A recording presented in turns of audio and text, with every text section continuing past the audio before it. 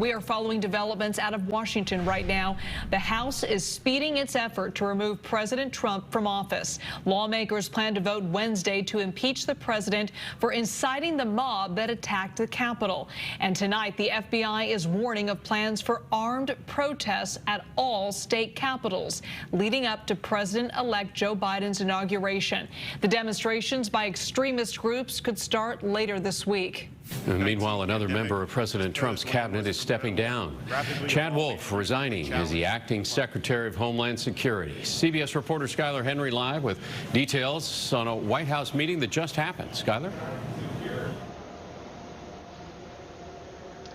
Hey, Alan, good evening to you. Yeah, we learned that President Trump and Vice President Mike Pence spoke for the first time inside of the Oval Office. It's the first time that the two have spoken since Wednesday's riot here on Capitol Hill. And it also comes as House Democrats are putting pressure on Vice President Pence to invoke the 25th Amendment. If he does not, more than 200 House Democrats say that they are behind a resolution to impeach President Trump.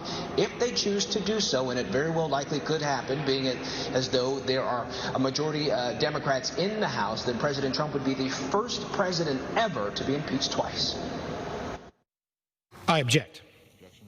Objection is heard. Republicans blocked the Democrats' resolution calling on Vice President Mike Pence to invoke the 25th Amendment to remove President Trump from office. The move sets up a full House vote Tuesday. It gets rid of him. He's out of office. House Speaker Nancy Pelosi says that if the vice president does not respond in 24 hours, Democrats will move forward with an article of impeachment accusing the president of inciting an insurrection. A House impeachment vote could come as soon as Wednesday, but if passed, the Senate may not begin a trial until after President-elect Joe Biden begins his term. My feeling is if we impeach him this week, that it should be immediately transmitted to the Senate, and we should try the case as soon as possible. Several Republicans have pushed back on impeachment talk, saying the move could be inflammatory. With the inauguration just 9 days away, President-elect Joe Biden says he's not worried about taking the oath of office publicly. I'm not afraid of taking the oath outside, and we've been getting briefed. Let's go! The chief of the National Guard says up to 15,000 troops could be deployed to the nation's capital between now and then.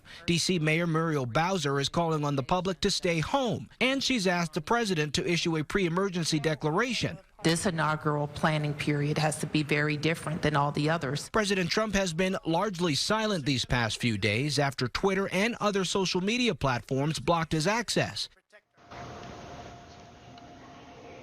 Now, tonight, we're also learning that President Trump approved Mayor Muriel Bowser of D.C.'s request for an emergency declaration ahead of the inauguration. Obviously, this comes as tensions are high here in D.C. as for what to expect come Inauguration Day. We know that the Department of Homeland Security is beefing things up as well, and there are countless members of the National Guard out here protecting the Capitol as well as Washington, D.C. Skyler, we heard Adam Schiff, but if the House does vote to impeach, what does exactly happen next? Yeah.